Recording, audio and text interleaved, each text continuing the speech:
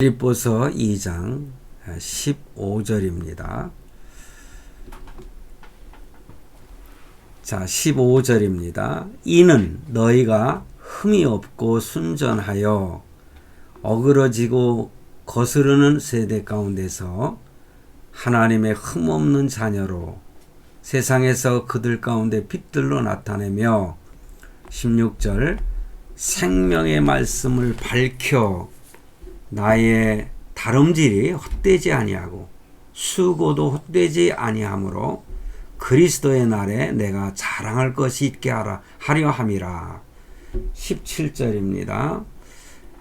만일 너희 믿음의 재물과 섬김 위에 내가 나를 전제로 드릴지라도 나는 기뻐하고 너희 무리와 함께 기뻐하리니. 아멘. 17절 말씀까지 보았습니다. 오늘 본문 말씀을 자세히 여러분들께서 묵상을 하시면은 몇 가지가 아주 중요한 것이 나타나는데, 이렇게 말씀을 읽고 묵상하는 것이 우리에게 아주 좋은 하나님의 음성을 듣는 방법이거든요. 오늘 제가 제목을 흠이 없고 순전한 신앙을 소유하자, 이렇게 제목을 잡았습니다. 자, 제가 오늘 본문 말씀을 이렇게 잡은 것은 15절 말씀에 보면은요, 이는 너희가 흠이 없고 순전하여 라는 단어가 나오죠. 이 말씀이 나오는데, 그래서 이 말씀을 제가 제목으로 잡은 것입니다. 그래서 흠이 없고 순전하라는 거예요, 우리의 신앙이. 그래서 어그러지고 거스르는 세대, 이 세상을 가르쳐서 이렇게 표현을 합니다. 이그러졌다, 또 거스리다. 하나님 앞에 그러죠. 이그러지고 또 하나님을 거스리는 이 세대 가운데서 이 하나님의 흠없는 자녀로, 그러니까 흠이 없고 순전한 신앙을 갖게 되면은 이렇게 하나님의 흠없는 자녀로 이렇게 변화를 이룰 수 있잖아요. 그래서 그것으로 자녀로서 세상에서 그들 가운데 빛들로 나타내며, 그러니까 이 세상의 빛이 되라는 말씀이죠.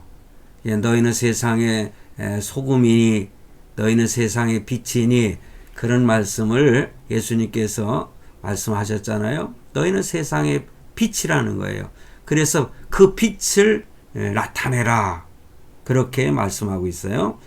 그래서 16절에 보면은 그래서 생명의 말씀을 밝혀, 이것은 빛 같은 삶을 살으라는 말씀이죠. 소금 같은 삶을 살라는 말씀이죠. 그래서 그렇게 말씀을 밝혀 나의 다름질이 헛되지 아니하고, 이런 사도 바울이 하는 자기의 뜻을 말하는 거죠. 내가 열심히 복음을 전했다는 거죠. 나의 다름질이 헛되지 아니하고 수고도 헛되지 아니하므로 그리스도의 날에, 예수께서 다시 재림하는 날에 내가 자랑할 것이 있게 하려 함이라. 그러니까는 내가 전도한 너희들은 하나님 앞에 나의 자랑이 된다. 그러므로 여러분, 내가 전도한 사람이 있으면은 그 전도한 사람이 하나님 앞에서 나의 자랑이 된다. 그런 말씀으로 이해를 하시면 되겠습니다. 그리고 17절 말씀에 만일 너희 믿음의 재물과 섬김 위에 내가 나를 전제로 드릴지라도, 이 말씀은요 무서운 말씀이에요. 왜냐? 너희의 믿음의 재물, 그러니까 너희의 그 믿음의 삶을 위하여, 믿음의 섬김을 위하여 내가 너희를 위해서 전제로 드릴지라도, 이것은 재물이 돼서 죽을지라도 그런 의미를 보여주는 것입니다. 그렇게 되어도, 너희를 위해서 죽어도 나는 기뻐하고 너희 무리와 함께 기뻐하겠다. 이런 말씀이 오늘 본문의 전체적인 내용의 말씀입니다. 참 우리 예수 믿는 성도들을 위해서 십자가에 죽으신 분이, 대신 죽으신 분이 예수 그리스도시잖아요. 그런데 사도 바울도 이렇게 표현을 해요. 내가 전도한 복음을 전하여 구원받은 너희를 위해서 내 생명을 드릴지라도 나는 너희와 함께 기뻐하겠다. 그런 의미로 이 말씀을 이해할 수가 있겠습니다. 자, 오늘 말씀은 우리에게 어떠한 의미를, 그리고 어떠한 권고의 말씀으로 하나님께서 우리에게 주시는가 한번 생각해 보도록 하겠습니다. 오늘날 이슈는 건강이죠. 이 만났을 때에, 안부를 물을 때에 먼저 하는 얘기가 뭡니까? 별일 없으세요? 하는 것은 뭐 여러 가지 별일도 있겠지만 그 중에 건강하십니까? 육체의 건강을 말하고 있지 않습니까? 그래서 우리가 오늘날에 굉장히 큰 이슈라고 하면은 건강이죠. 그래서 건강하게 오래오래 이 세상에 사는 것을 많은 사람들이 염원하는 거 아니겠어요? 건강이죠. 그래서 오늘 아침에 제가 우리 자녀들 혈당 검사도 해주고 또 혈압기가 있기 때문에 혈압도 다 재줬는데 아주 건강한 아이도 있고 조금 문제점이 있는 아이들도 있는데, 저도 자녀들에게 원하는 것이 건강하게 잘 살아야 된다, 그런 의미를 가지고 있지 않겠습니까? 제가 오늘 오전에 제가 어떤 글을 읽었습니다. 근데 어떤 기자가 지난번에 그 세상을 떠난, 내가 참으로 존경한다는 그 이어령 선생, 이어령 교수의 죽음에 대해서 기록을 쭉 해놓은 걸 보고, 그 글을 보고도 제가 감동을 받았어요. 사실 그분은 암으로 세상을 떠났잖아요. 그런데 그가 암에 걸렸을 때에 자기는 특별한 이런 방사선 치료라든가 그런 그 치료를 받지 않겠다. 나에게 죽음이 온다면은 나는 자연스럽게 죽음을 받아들이겠다. 그래가지고 치료도 잘 받지 않고, 그 기자 얘기를 들어보면은요, 죽음이라고 하는 것을 느끼면서 그 죽음이 무언가를 알고 싶다, 이런 의미로다가 이어령 그 교수께서 그렇게 자연스러운 죽음을 자기는 맞이하겠다, 그런 얘기를 했다고 그래요. 그런데요, 그 글 가운데서 제가 한 가지 주목할 만한 글이 있었어요. 그게 뭔가 하니, 그 아들 이승무 교수라고 하는 분이 그런 얘기를 했답니다.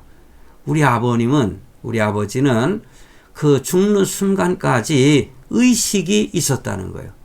이제 그 말은 당연한 거 아니겠어요? 그런데 그 의식이라고 하는 것은 또렷또렷하게 모든 것을 분별할 수 있는 의식을 말합니다. 근데 많은 사람들이 때로는 의식을 잃어버리고 얼마 동안 살아있는 상태로 있다가 숨이 끊어지지 않습니까? 그런데 그 아들의 이야기를 들어보면은 그 의식이 있는 상태에서 그 손녀들하고도요, 영상으로다, 미국에 있는 손자들에게도 이렇게 인사를 하고 숨이 끊어졌다는 거예요. 그러니까는 어떤 뭐라고 할까요? 그 세상을 떠난 그 모습이 고통스러워서 아우성치는 그런 모습이 아니라 그 죽음이라고 하는 것을 아주 자연스럽게 참 받아들이는 그러한 아름다운 모습으로 아름다운 죽음을 하셨다. 그런 표현을 하고 있는 것을 볼 때에 건강도 중요하지만은 우리가 이 세상을 다 보내고 하나님 앞에 가는 죽음 앞에 서 있을 때의 나의 모습은 어떠할까? 그것을 좀 더 생각해 보는 시간이 됐으면 하는 것입니다. 저는 그런 시간을 잠깐이라도 묵상하면서 가졌어요. 나의 죽음의 모습은 어떠할까?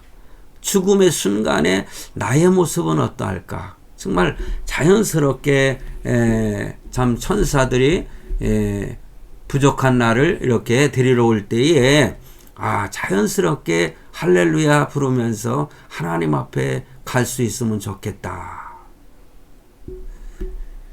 저희 외조모께서 세상을 떠날 때에 저희 어머니께서 하신 말씀이 외조모께서 예수를 믿으셨는데 저는 그 외조모의 그 신앙을 전수받은 손자입니다.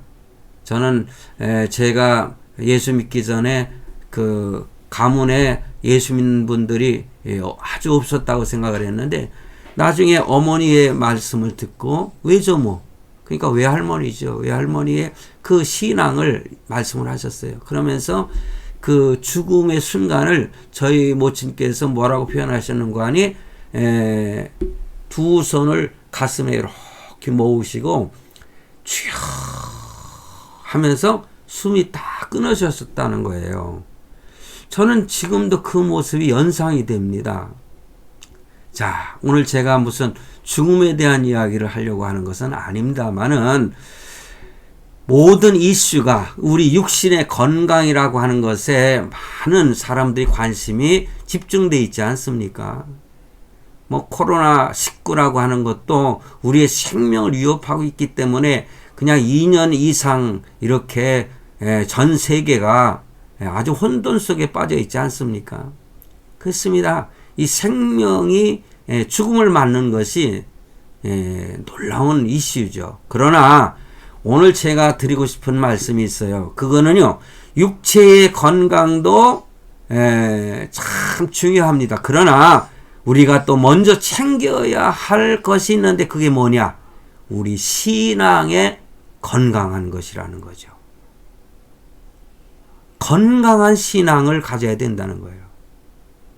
여러분의 신앙은 병들지 않았습니까? 저와 여러분의 신앙은 지금 건강하십니까? 이렇게 한번 생각해 보시기를 바랍니다. 내 신앙은 지금 흠이 없고 오늘 본문 15절에서 말씀하고 있는 것처럼 흠이 없고 순전하여, 그러니까 흠이 없고 순전한 그러한 신앙을 우리가 지금 가지고 있느냐, 그것입니다. 그러므로 성도 여러분, 내 신앙은 건강한가? 아니, 내 주변에 있는 성도들의 신앙은 건강한가? 이렇게 한번 질문해 보시길 바랍니다. 자, 여러분 한번 생각해 보세요. 오늘날 우리가 공통적으로 느낄 수 있는 것이 있습니다. 그게 뭐냐? 우리의 신앙의 모습이 과거만 같지 않다는 거예요. 과거보다 아주 못해졌다는 그러한 모습이 이곳저곳에서 발견되게 되고 내 자신에게서도 발견이 된다는 것이죠. 과거 제가 참 초등학교 6학년 때 예수 믿고 중학교 시절이나 또 뭐 이런 그 과거 어렸을 때 그 당시에 모든 성도들의 신앙을 보면은요, 참 뭐라고 표현할 수 없는 그런 열정이 있었음을 발견했거든요. 그래서 부흥회마다 저도 쫓아다니면서 찬송을 갖다 부르면서 너무 기뻐했던 그러한 때를 연상을 하는데, 오늘날에는요, 내 자신의 모습에서나 또 다른 성도들의 모습 속에서 그것을 발견하지 못한다는 거죠. 물질적인 풍요는 이루어졌지만은 사람들이 잘 감동하지 않고, 예전에는 말씀만 들어도 감동했지 않습니까? 그리고 하나님께 간절히 매달려 기도하는 그러한 모습이 오늘 우리들 자신 속에서도 발견하지 못하고 있습니다. 그러니 성경을 열심히 본다거나 기도를 열심히 한다거나 이런 모습이 내 자신 속에서도 많이 발견이 되지 않고 내 주변에 있는 다른 성도들의 모습 속에서도 그런 모습을 참 보기가 좀 드물다. 참 이것이 참으로 안타까운 일이 아닐 수 없죠.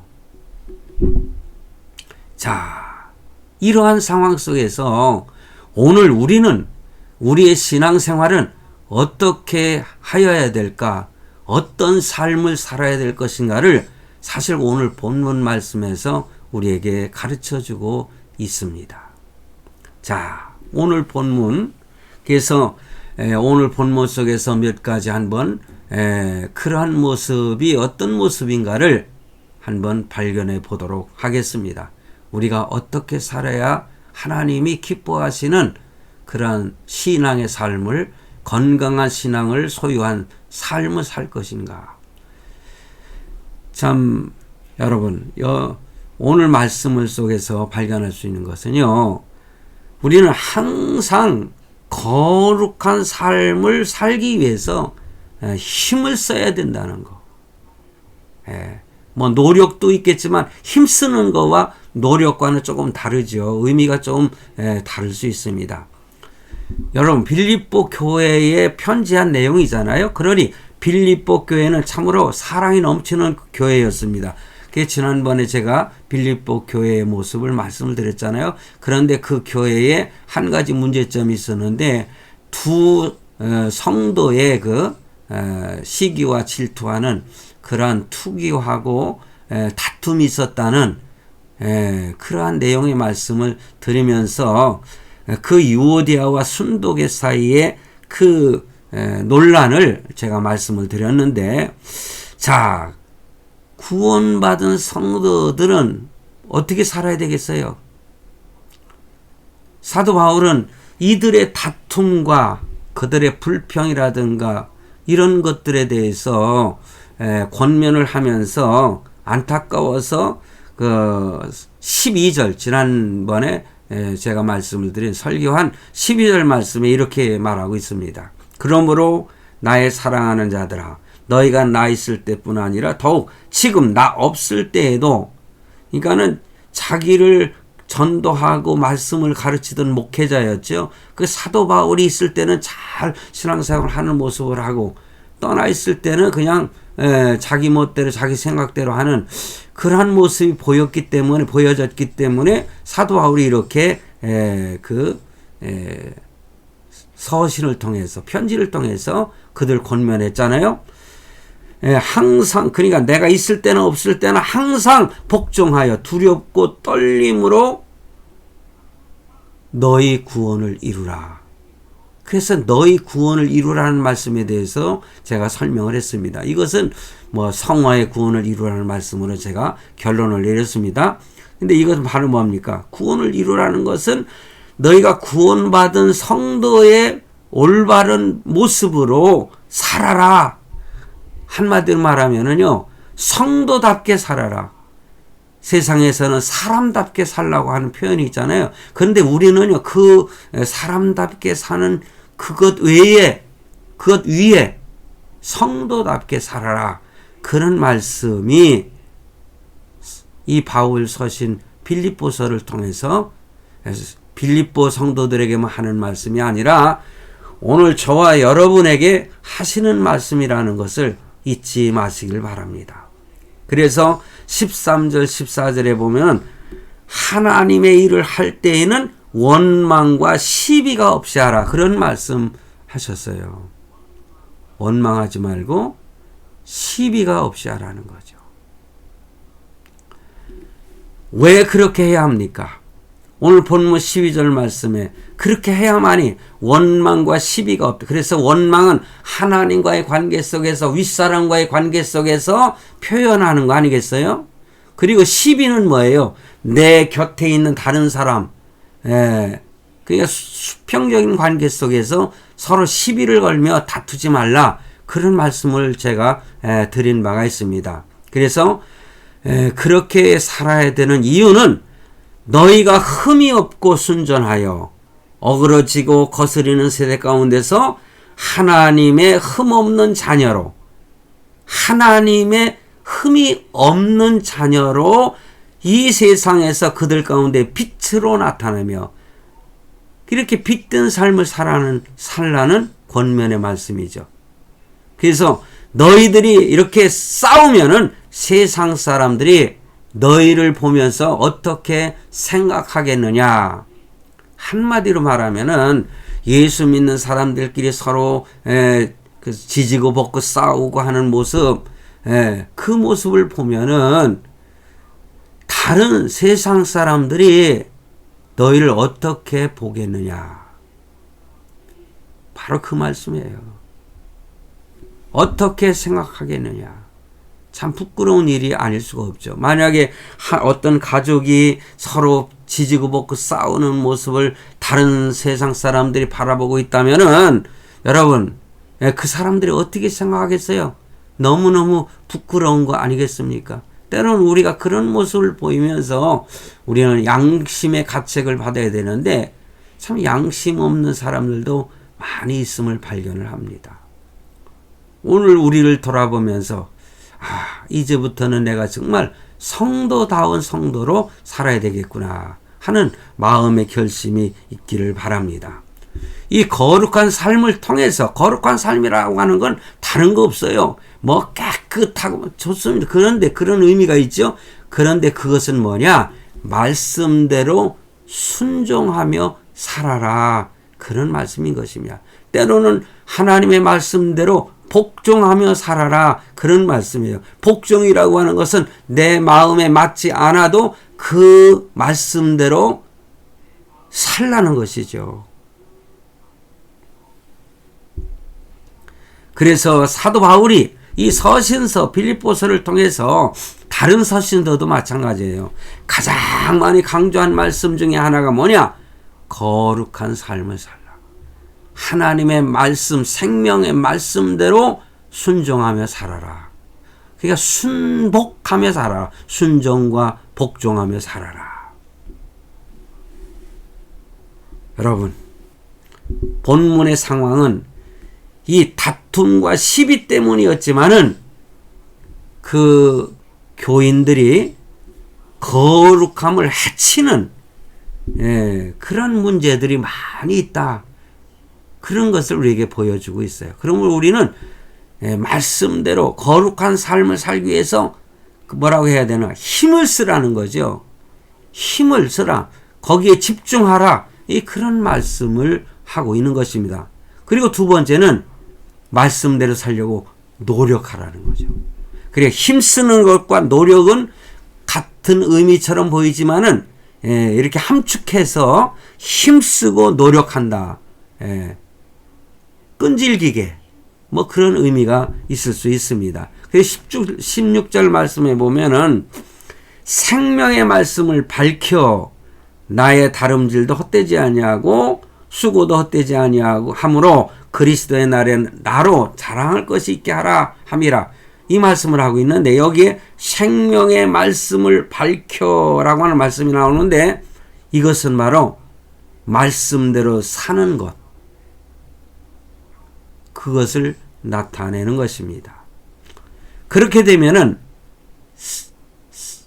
뭡니까? 사도 바울이 수고하고 노력한 거, 때로는요 뭡니까? 내가 수고도 하고 노력도 하지 않습니까? 나의 수력도 헛되지, 수고도 헛되지 않는다. 그런 말씀이에요.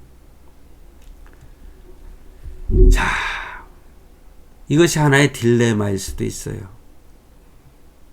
여러분, 정말 성경의 하나님의 말씀대로 살기가 그렇게 쉽지 않습니까?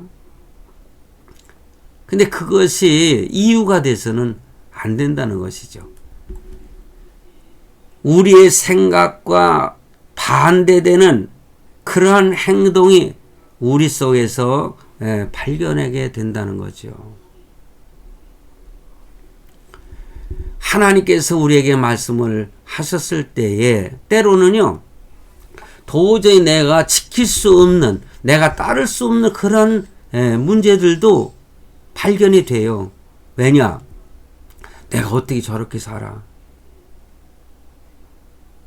근데 성경을 보세요. 어떤 사람들이 복을 받았느냐? 그냥 말씀하시면은요, 이것저것 그 의문을 갖지 말고 핑계 대지 말고 그냥 조건 없이 무조건 가라 하면은 가는 거예요. 아브라함이 그랬잖아요. 내 아들 이삭을 제물로 바치라는 거예요. 그게 쉽습니까? 예? 제물로 바치는 건 뭡니까? 예? 그의 모든 사지를 다 제거하고 더러운 걸 다 제거하고 속에 있는 내장을 제거하고, 왜냐? 양을 바칠 때나 소를 바칠 때나 그렇게 하나님께 제사 드릴 때 다 태워버리지 않습니까? 불로다가. 그런데 네 자식을, 네 사랑하는 자식, 그것도 정말 어렵게 100세가 돼가지고 얻은 자식을 갖다 제물로 바치라는 겁니다. 이거 행할 수 있어요? 어쩌면 저는 도저히 못할 것 같아요. 네 아들 요셉을 제물로 바쳐라. 저에게 우리 큰 아들놈을 제물로 바치라고 하면, 야, 그러면은 여러 가지 핑계를 대겠죠. 제물로 바치라는 것은 그렇게 죽여서 제물로 바치라는 것이 아니라 그를 갖다가 하나님의 그 사역자로 신학교에 보내라. 그러면 그것이 제물로 바치는 것이다. 혹시 이런 식으로 또 핑계를 댈 수도 있지 않겠어요? 근데 그게 아니고 제물로 드리라는 거예요. 제사를 드릴 때에. 그런데 독자 하나밖에 없는 자식, 하나님이 약속의 자녀는 하나밖에 없잖아요. 이스마엘도 자식이지만은 하나님이 약속한 자녀를 말하는 거예요. 그래서 저도 제가 결혼하기 전에 하나님께 늘 기도한 게 있어요. 하나님, 나에게는 자식을 주실 때에, 선물로 주실 때에 기도할 때 그랬어요. 참 믿음의 자녀를 하나님 선물로 주십시오. 믿지 않아, 내가 목회 생활할 때에 혹시라도 자식 중에 믿지 않고 방황하고 방탕하고 막 그런 모습을 보면 얼마나 가슴이 아프겠습니까? 근데 여기 보세요. 독자 이삭이 하나밖에 없어요. 약속의 자녀는. 그는 이유를 묻지 않고 하나님 앞에 바쳤습니다. 이미. 마지막에 아브라함아, 아브라함 내 손을 멈추라고 그랬잖아요. 내 손을 거두라고 그랬잖아요. 그리고 뒤돌아보라고 말씀하셨을 때 뒤돌아보니까는 가시덩굴에 얽혀있는 양 한 마리가 있어서 그 양을 잡아서 제물로 드렸잖아요. 그 어린 양은 예수 그리스도입니다. 사실 이삭이 예수 그리스도의 모형이지만은 그러나 이삭 대신 바쳐진 그 어린 양, 가시떨기에 걸려있던 가시 면류관을 쓰시고 십자가에서 죽으신 바로 예수 그리스도의 모형이지 않습니까? 하나님이 우리에게 명령하시는 참 그 내용이 때로는 내게 이해되지 않는 것을 명령했을 때에, 말씀하셨을 때에 우리는 어떻게 해야 될 것인가? 우리가 내 생각을 뛰어넘어서 하나님의 말씀을 순종할 때에 하나님은 그때의 기적을 통해서 역사하시는 것입니다. 십자가를 어렵게 생각하지 마시고 너희 십자가를 또 지고 따라오라고 예수님이 말씀하셨잖아요.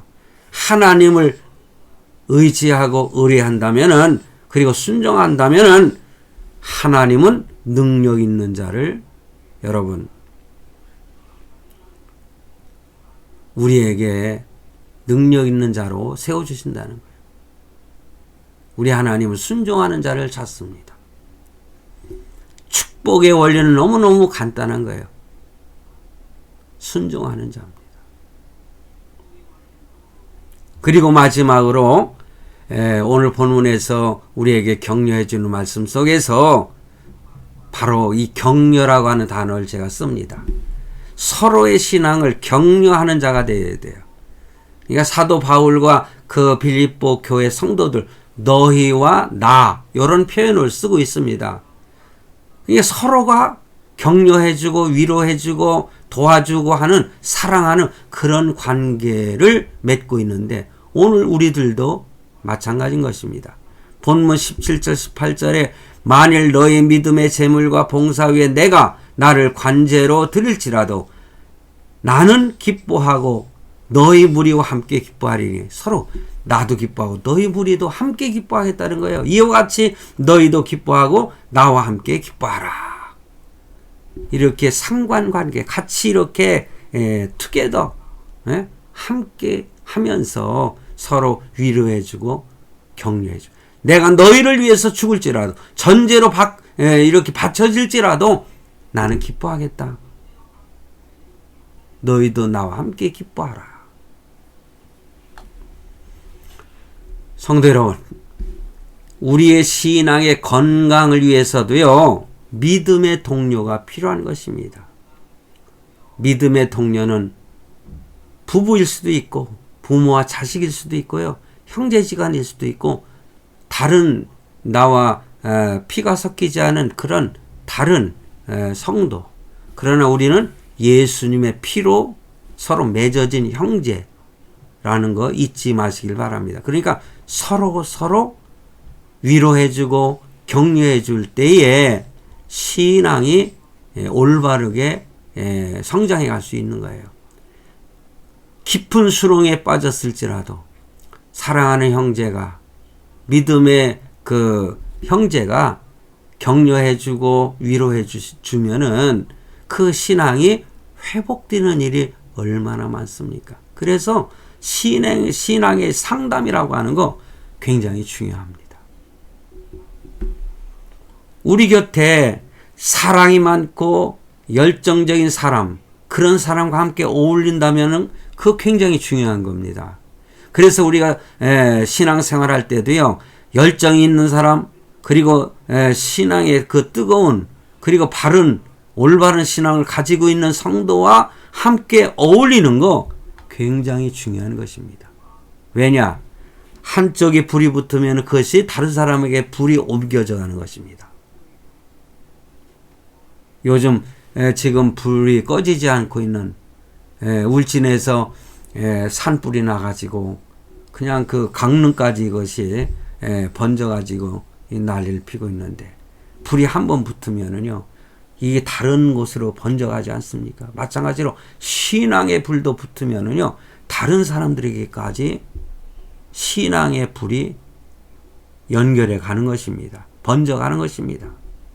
그래서 우리는 믿는 사람들끼리 서로가 좋은 말도 해주고 서로 복종하는 자세를 가진다면은 그게 신앙의 모범이 될 수 있고 영향을 끼칠 수가 있는 것입니다.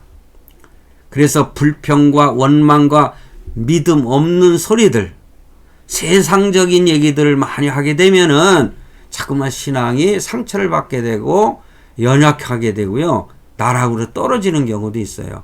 그래서 우리가 때로는 저는 참 그런 트로트라든가 다른 노래들도 참 좋아해서요, 싱어게인 이런 프로들도 보고 참 미스터 트롯인가요? 그리고 미스 트롯인가 이런 것들을 저는 많이 보거든요. 그런데 성도 여러분, 그런 노래를 듣지 말라는 것이 아니라 때로는 찬양을, 때로는 내 스스로가 하나님을 찬양하는 일을 많이 한다면 흥얼거리면서도 찬양도 하고, 이러다 보면 신앙이 흔들리지 않지 않습니까? 그래서 우리가 자동차를 몰고 갈 때도 될 수 있으면 찬송가를 틀어놓는 경우도 있습니다. 근데 이 찬송도 한참 듣다 보면 어떤 때는 막 시끄러워질 때도 있긴 있더라고요. 저도. 그래서 조용한 시간을 갖기 위해서 딱 꺼버리는 경우도 있는데, 어찌됐든 우리의 신앙생활 가운데 우리의 하는 행동 자체가 건강한 신앙을 유지하느냐, 아니면 자꾸 흔들려서 넘어지느냐, 이것도 우리에게 굉장히 영향을 끼친다고 하는 사실을 우리는 알아야 될 줄로 믿습니다. 그래서 내가 아무리 어려워도 감사하는 삶과 우리가 찬송하는 삶을 살 때에 그 신앙은 새롭게 뭐라고 할까요? 이렇게 그 위로를 받게 되고 회복되게 되고 그런 것입니다. 오늘 이러한 건강한 삶을 위해서 참 하나님의 말씀대로 거룩한 삶을 살아야 되고 순종하는 삶을 살아, 서로 격려하는 삶을 사는 이런 말씀으로 제가 오늘 말씀을 드렸는데, 오늘 이 시대를 살아가는 우리를 유혹하는 신앙 속에서 넘어지게 하는 그런 모든 것들과 싸워 이길 수 있으려면은 오늘 들은 말씀을 꼭 명심하시고 이 믿음 말씀대로 살아서 하나님의 더 놀라운 축복과 참 은혜를 받는 우리 모두가 되기를 주님의 이름으로 축원합니다.